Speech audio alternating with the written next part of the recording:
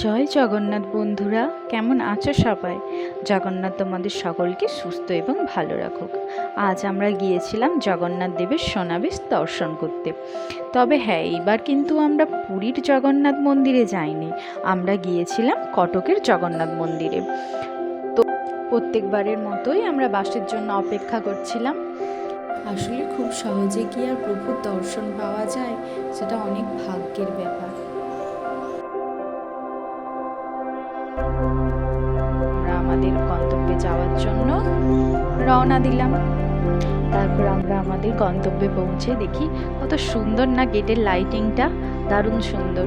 আর এই যে আমাদের 3টি রথ, জগন্নাথ, বলরাম এবং সুভদ্রা দেবীর রথ। ভেবেছিলাম তোমাদেরকে ভালো করে দর্শন করাতে পারবো, কিন্তু তার হলো কই। বিগ্রহগুলোর ওপর এমন লাইটিং ফেলেছিল যার জন্য কিছুই ফোনে ক্যাপচার করা যাচ্ছিল না।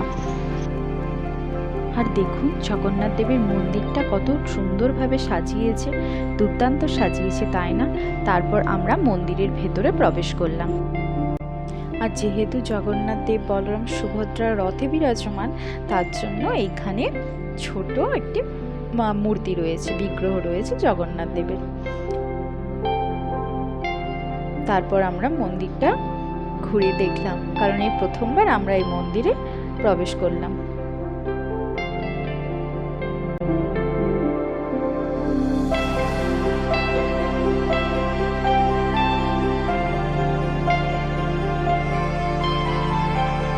এই মন্দিরে দেবদেবীগুলো অনেকটাই প্রাচীন, আর নামগুলো লেখা ছিল, কিন্তু এইখানের যে ভাষা, উড়িয়া ভাষা, যেটা আমরা জানি না, যার জন্য আমাদের বুঝতে খুবই অসুবিধা হচ্ছিল।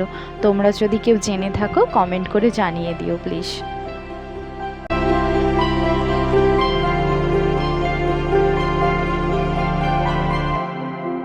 একটিবার মাত্র প্রভুর দর্শন করার জন্য কত ভক্ত এসেছেন প্রভুর দরবারে। তারপর আমরা প্রভুর উদ্দেশ্যে দীপ জ্বালিয়ে ওখান থেকে রওনা দিলাম, কারণ আবার তো সেই অপেক্ষা, বাসের জন্য অপেক্ষা করতে হবে। আর 8টার পরে এখানে বাস পাওয়াও যাবে না, বাড়ি ফিরতে খুবই অসুবিধে হয়ে যেত, যার জন্য বেশিক্ষণ থাকতে পারলাম না। ভিডিওটি ভালো লেগে থাকলে লাইক, কমেন্ট এবং সাবস্ক্রাইব করে দিও। Thank you.